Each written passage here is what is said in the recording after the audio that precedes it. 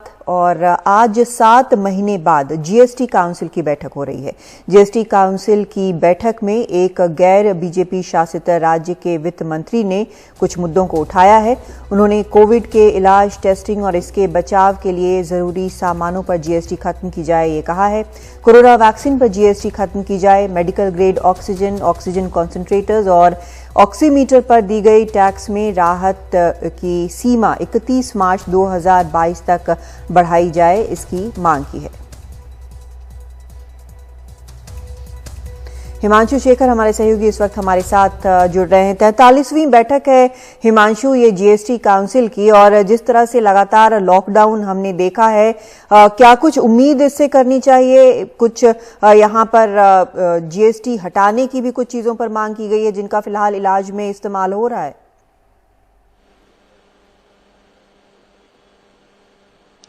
देखिए, जो सबसे मुख्य सुझाव रखा गया है जीएसटी काउंसिल की बैठक में, विशेषकर गैर बीजेपी शासित जो राज्य हैं उनके वित्त मंत्रियों और जीएसटी मंत्रियों की तरफ से, वो ये है कि इस मुश्किल दौर में जब देश एक संकट से जूझ रहा है, जो भी जीएसटी, जो भी कोविड से इलाज से जुड़े जो भी इक्विपमेंट्स हैं, जो भी दवाइयां हैं, जो ड्रग्स हैं, जो वैक्सीन्स हैं, इन पर जीएसटी रेट खत्म करना चाहिए।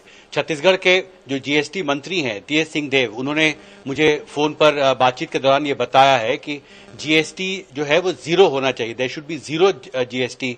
कोरोना से जुड़े जो भी इक्विपमेंट्स हैं, दवाइयां हैं, कोविड हैं, जो वैक्सीन्स हैं, उन सब पे जीएसटी हटना चाहिए। और इस पर बहुत प्रमुखता से आज कई वित्त मंत्रियों ने बैठक में इस मांग को रखा है। दूसरी अहम बात जो मुझे लगता है कि बहुत ही महत्वपूर्ण एजेंडा है, वो जीएसटी कंपेंसेशन को लेकर है। आपको याद होगा कि जब जीएसटी लागू किया गया था तब यह तय किया गया था कि पहले 5 साल में, यानी 2022 तक, जो भी वैट और दूसरे जो टैक्स राज्य सरकारें वसूलती थी, जो बंद हो गया जीएसटी के लागू होने के बाद, उससे जो उनको नुकसान होगा राजस्व का, उसकी भरपाई के लिए कंपेंसेशन भारत सरकार को देना है। लेकिन इस मुश्किल दौर में सरकार का जो अपना प्रोजेक्शन है इस साल का, वो दिखाता है कि 1,56,000 करोड़ का शॉर्टफॉल होगा जो भारत सरकार सेस इकट्ठा करती है, जिसके जरिए कंपेंसेशन राज्यों को दिया जाता है। और राज्य सरकारें अपनी तरफ से दबाव बढ़ा रही हैं वित्त मंत्री पर कि इस साल में जो कमिटमेंट्स हैं वो सरकार को पूरा करना होगा, क्योंकि ये बाध्यता है, एक संवैधानिक बाध्यता है।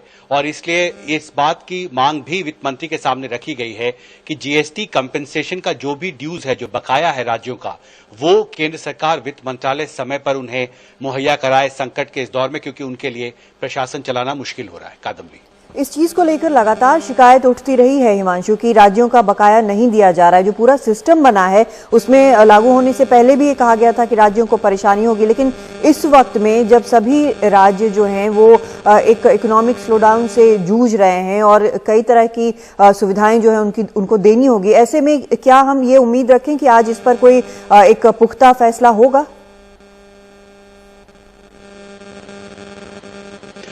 देखिए, अभी कहना मुश्किल है। अगले दो घंटे में मुझे लगता है अभी करीब 7 बजे वित्त मंत्री जब ब्रीफिंग करेंगे तो बड़ी तस्वीर सामने आएगी।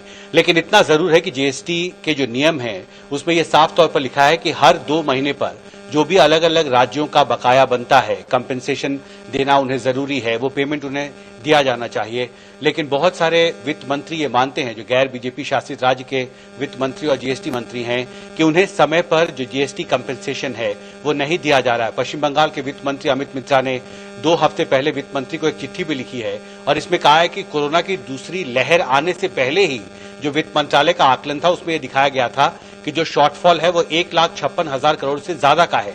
और अगर आप 7 से 8 हफ्ते में जिस तरह से अर्थव्यवस्था कमजोर पड़ी है, जिसका आपने भी जिक्र किया, अगर उसके असर को आप देखें तो निश्चित तौर पर जो बर्डन है स्टेट्स को कंपेंसेशन देने का, जीएसटी कंपेंसेशन का, वो केंद्र सरकार पर बढ़ता जा रहा है। और मुझे लगता है कि देखना बहुत महत्वपूर्ण होगा कि वित्त मंत्री आज ये जो मांग रखी गई है उनके सामने, इस पर आगे क्या स्पष्टीकरण देती हैं और क्या रोड मैप पेश करती हैं, और क्या भारत सरकार इस साल जो भी बकाया है कंपेंसेशन का राज्यों का वो पूरा कर पाती है कि नहीं। निश्चित तौर पर बहुत मुश्किल सवाल है, इसके लिए थोड़ी देर इंतजार करना पड़ेगा। बहुत शुक्रिया आपका हिमांशु इस पूरी जानकारी के लिए।